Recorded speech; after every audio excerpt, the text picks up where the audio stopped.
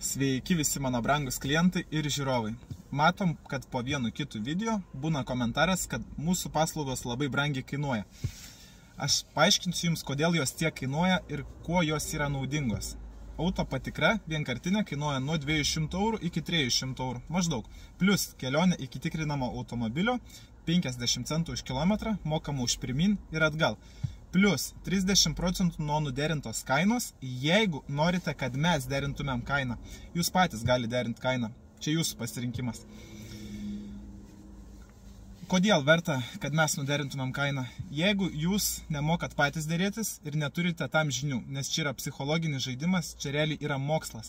Kartais mes nuderinam 200 €, kartais 3000 €. Priklauso nuo pardavėjo ir nuo visos situacijos.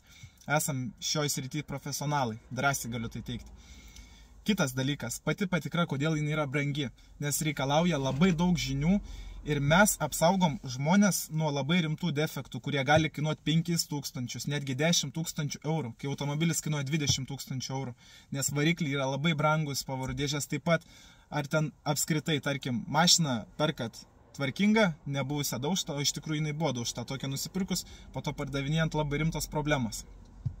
Kita mūsų paslauga – automobilio paieška pagal užsakymą. Kainuoja nuo 450 €, dažniausiai tiek ir kainuoja, plus 30% nuo nuderintos kainos, jau konkrečiai mokama, ir plus kelionės iki tikrinamų automobilių, 50 centų už kilometrą, mokama už pirmyn ir atgal.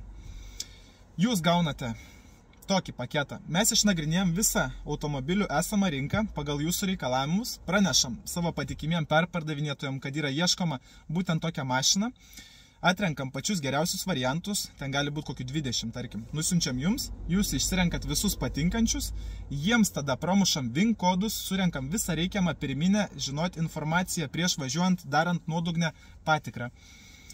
Tada jums nusiunčiam tą informaciją ir jūs išsirenkat 3 labiausiai patikusius variantus. Mes tada dar sykį pakomentuojam, ar tikrai gerai pasirinkot, ar nedarot kažkokios klaidos. Kaip pavyzdys yra kažkoks geresnis variantas.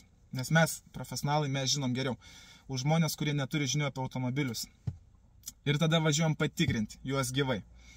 Patikrinę, taip išrenkam patį geriausią variantą rinkoje.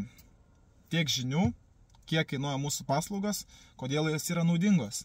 Pasakykit nuomonę apie mūsų paslaugas ir kainas. Iki.